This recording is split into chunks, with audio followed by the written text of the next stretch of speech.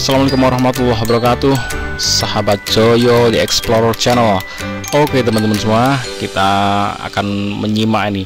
Ada sebuah tayangan video yang dari thumbnailnya sangat heboh ya. Thumbnailnya sangat heboh, yaitu seperti ini. Bikin geger. Ada gambarnya Pak Prabowo ya. Kemudian bikin negara tetangga takjub, Indonesia mengubah pasir jadi bahan bakar. Kok bisa? Nah, ini apakah ini adalah mobil keren ya. Jadi ini apakah benar-benar menghebohkan dan apakah benar-benar ini sesuatu yang membanggakan? Kita simak. Saya udah nyimak tapi saya ingin menyampaikan ke teman-teman semua seperti ini. Berita terbaru ini mungkin mengejutkan banyak orang. Indonesia kini sedang mengembangkan teknologi untuk mengubah pasir menjadi bahan bakar ramah lingkungan. Benar, pasir yang diubah menjadi bahan bakar. Tapi pasir yang dimaksud di sini bukan sembarang pasir, melainkan pasir silika.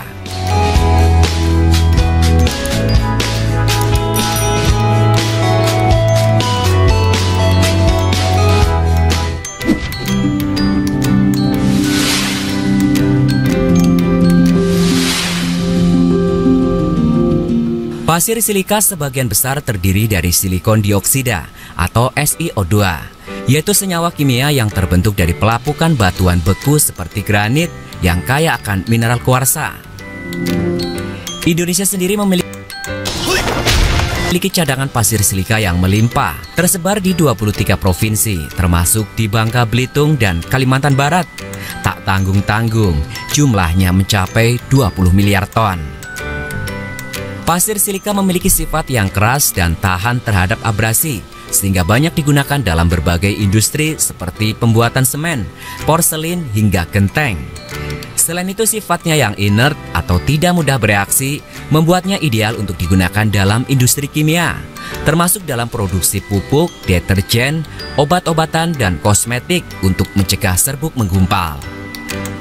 Tidak hanya itu, pasir silika juga menjadi material yang sangat penting dalam industri teknologi.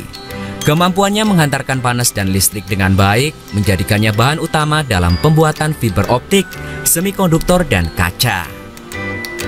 Namun karena keterbatasan teknologi di dalam negeri, Indonesia sempat memilih untuk mengekspor pasir silika mentah pada tahun 2020 dengan sebagian besar diekspor ke Cina. Dalam waktu singkat, Indonesia bahkan berhasil menggeser posisi negara-negara lain seperti Australia, Kamboja, Malaysia, dan Pakistan, serta menjadi eksportir pasir silika terbesar di dunia.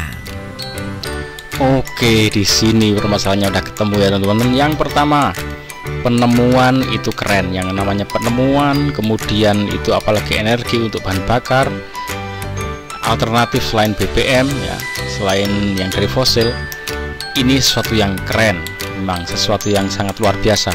Tapi yang jadi masalah ini masih di area sumber daya alam ya, sumber daya alam yang tidak bisa diperbarui. Karena pasir-pasir ini kalau dikeduk terus, diambil terus, maka dia tidak bisa memperbarui dirinya sendiri untuk menjadi ada lagi, karena ini non hayati ya. Nah, ini jadi masalah. Yang tadi disampaikan membanggakan menjadi eksportir terbesar ya, itu bukan membanggakan, itu menyedihkan. Eksportir bangga menjadi eksportir itu kalau kita mempunyai produk yang sudah jadi ready to use ya, sudah final, lalu dipasarkan, orang lain tinggal menggunakan, itu membanggakan. Tapi kalau ini sama sekali nggak membanggakan. Kalau ekspor kok bahan baku mentahan dari alam yang tidak bisa diperbarui, itu sesuatu yang konyol ya. Kita harusnya bisa mengolah, meningkatkan nilai ekonominya gitu. Nah, harusnya kalau ini digunakan untuk rakyatnya, untuk Indonesia sendirilah, nah itu masih oke. Tapi kalau dieksploitasi besar-besaran dibawa ke luar negeri, itu sama saya yang panen luar negeri. Mereka nggak punya sumber daya alam apa-apa. Akhirnya apa? Mengakali Indonesia. Oke, ambil bahan-bahan alammu, bawa ke sini dengan harga yang murah dong, karena baku ya. saya olah. Nanti kalau sudah jadi, kamu tinggal beli yang sudah jadi dengan harga yang mahal. Pasti udah mahal kalau sudah jadi barang jadi. Oke ya. Jadi ini penemuannya keren, tapi bukan yang membanggakan kalau hanya diekspor dalam bentuk baku. Nah, ini sekarang udah jadi pemerintahannya era Pak Prabowo ya. Semoga yang namanya ekspor-ekspor mentah-mentahan gini dikurangi, kecuali yang sudah nggak bisa dihindari karena kejadian buruk di masa lalu ya. Sudah dibuat perjanjian kayak Freeport ya. Freeport itu sudah dibuat perjanjian sehingga kalau menyalahi janji udah nggak bisa itu. Akhirnya ya mau nggak mau udah kayak gitu yang terjadi. Nah, itu udah karena mafia keteledoran di masa lalu, akhirnya ya dosa-dosanya sampai saat ini masih harus ditanggung.